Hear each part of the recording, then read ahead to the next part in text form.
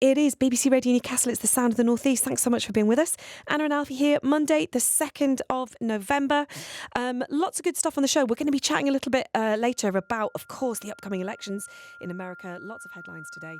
The Clintons dismissing the poll that's putting Donald Trump ahead. So we'll wait with bated breath. It was 2016, November the 1st, 2016. And it had progressively been getting worse and worse and worse and worse. And I'd been all encompassed with thoughts and thoughts and thoughts. And I felt suicidal. So it was when I had these suicidal feelings, and they were very, very real feelings, that I had gone crazy and that the only way out was that. That was when I had to get help. When I moved to the BBC about 10 years ago, I did an interview in OCD Week, and I started talking to my producers, and I had to tell them, I said, look, I've got to tell you that I have this. And they were like, oh my goodness me, so it's intrusive thoughts. I thought OCD was this. And so I thought, right, well, if they don't know, then this is a chance, working on the radio, to share it and to advocate for people with obsessional compulsive disorder, but also for mental health generally. So the radio, in a way, helped me talk about it to begin with, and then helped me try and share and advocate for people that have had mental health struggles.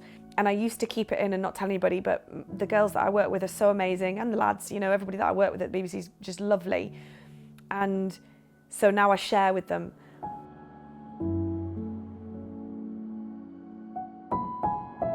It is basically when a person has an obsession, and it might be a thought, it might be, to keep something tidy in some way. In fact, there are loads of different themes to obsessional compulsive disorder. And then they do some kind of compulsion or ritual to get rid of it. And I remember it starting off as kind of like magical thinking when I was very, very young, so probably about 7 or 8 years old. So I'd be like, right, if I say the Lord's Prayer 3 times, if I jump in and out of bed 3 times, then everything will be all right. I thought if I did certain things and certain rituals that I would keep people alive, and I didn't want anything bad to happen to anybody. And that's how it started when I was very, very little, so many, many, many years ago. So I woke up, actually it was the Sunday, was November the 1st, I think was the Sunday. And then I had to go and interview the head of the ambulance service, ironically. So I walked along Newburn, and I walked all around Newburn. And I just remember thinking that I'd done lots of stories about people in the river and people jumping into the Tyne and people taking their own lives. And I was walking alongside it, and I was thinking, I think I think I could do this. A really big part of my story, because everybody's got their story, and a big part of my story is when I found my little dog, Hope.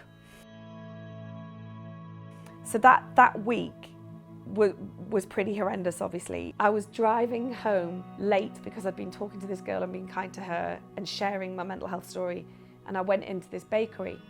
And this tiny little dog came running in from across the road, a really busy area. And she ran around my feet. So I just picked the dog up, and she was shaking in my hands. And I took her out, and nobody wanted her. And I walked all around the estate, and I went home, and she wasn't chipped, and nobody wanted her. So I said to my husband, I found this little dog. She's coming home. And I said, we're keeping her, and I'm going to call her Hope, because I'm giving her hope. And she gave me hope at a time when I needed it. And I hadn't been able to walk.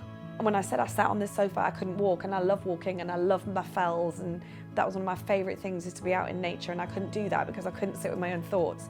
And when I got her, I had started to feel better, and she brought hope into my life, and I went walking, and I could walk again, and I could listen to the curlews again, and I could listen to the snipes again, and look at the kites, and listen to the lapwings, and love walking with hope.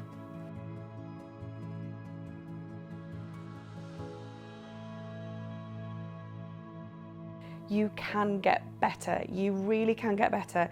You will probably have OCD for the rest of your life. My husband tells that to me, and it's true. I will have OCD and I will probably have obsessional thoughts. But you learn to accept them, and you learn that you have less reaction to them. You know, the more you're exposed to them, the less reaction you have. And this acceptance and kindness to yourself, and it doesn't mean anything about you as a person. Honestly, these are just thoughts. You can have a good life, so you are not alone, and you can get better, and there is hope.